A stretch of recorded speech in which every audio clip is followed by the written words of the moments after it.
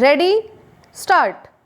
Now, sir, honorable members will recall that the bill was introduced in the House of the People on the 2nd September 2003. It has had a long history and in one form or another it has been before the public since the end of 1949.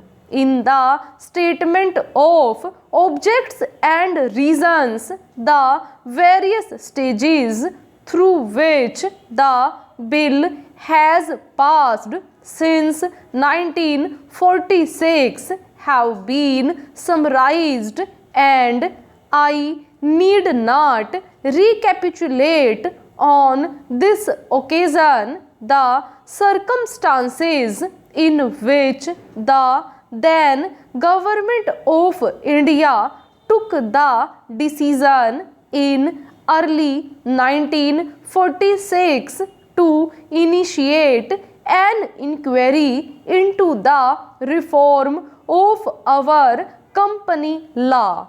I would remind honorable members that between 1946 and 1948 the entire field of company law was carefully reviewed by two distinguished company lawyers who were appointed to recommend the broad lines on which the present act should be revised. Their recommendations were examined in the then Ministry of Commerce, and certain tentative departmental views which emerged were circulated in a comprehensive memorandum to all recognized trade and industrial associations, bar associations, the high courts and the state governments. That brought us to the end of 1949. Many representations on this memorandum were duly received from chambers of commerce, trade and industrial associations, state governments and the general public.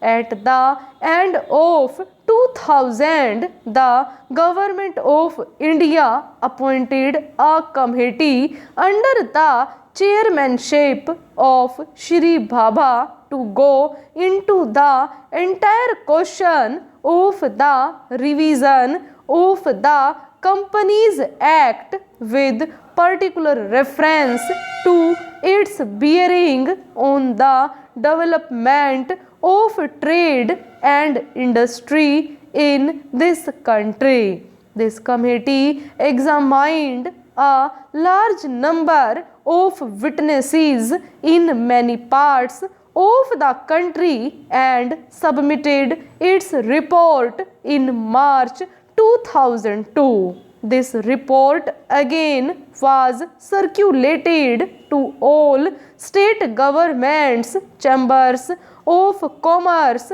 trade associations, high courts and many other bodies.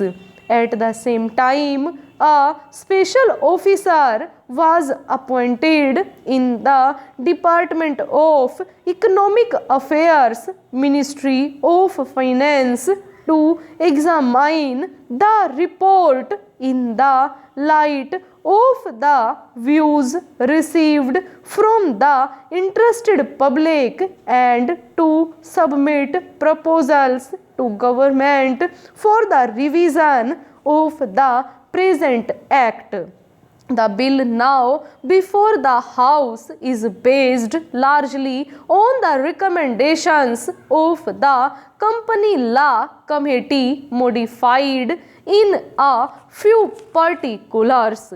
Honorable members will notice that so far as public relations go, the bill has covered adequate ground. In a measure like the Companies Bill, however, which covers the entire field of the operation of joint stock companies, the limits of consultation and discussion can never be exhausted, and I would like to inform honorable members that although the bill was introduced in Parliament over 7 months ago, our officers have been engaged throughout this period in further studies and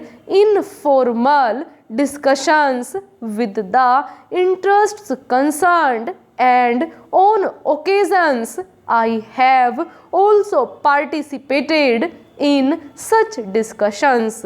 I have also given some further thought to some of the issues arising out of the bill, and I propose at the appropriate stage to bring before the select committee any changes in the provisions of the bill which seem to me to be worthy of consideration in the light of this further examination.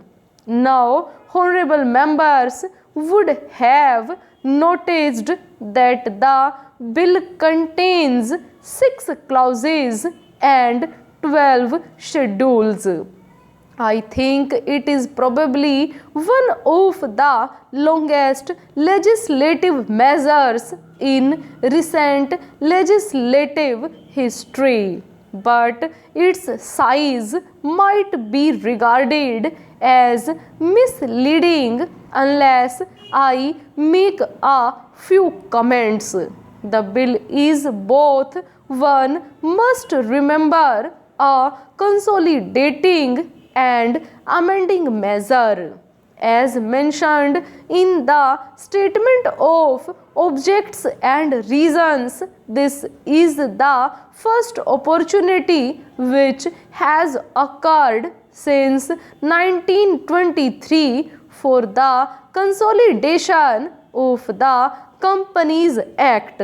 Advantage has been taken of this opportunity to redraft several long and complicated sections in the present Act, which have been split up into a large number of clauses.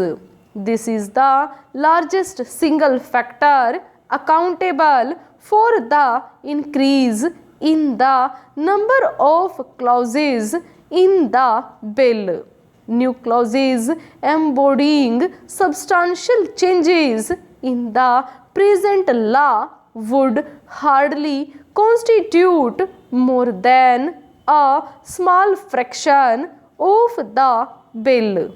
I would also draw attention to the structural changes in the bill to which a reference has been made in the statement of objects and reasons. The redraft of the bill and the rearrangement of the existing chapters in the Companies Act in a more logical order have, I think, resulted in a noticeable improvement in the form of the bill, and I hope will facilitate better understanding and appreciation of the scheme. I wish that the act which came into effect long ago was implemented properly. I know that the minister here is very earnest in implementing it. Full stop.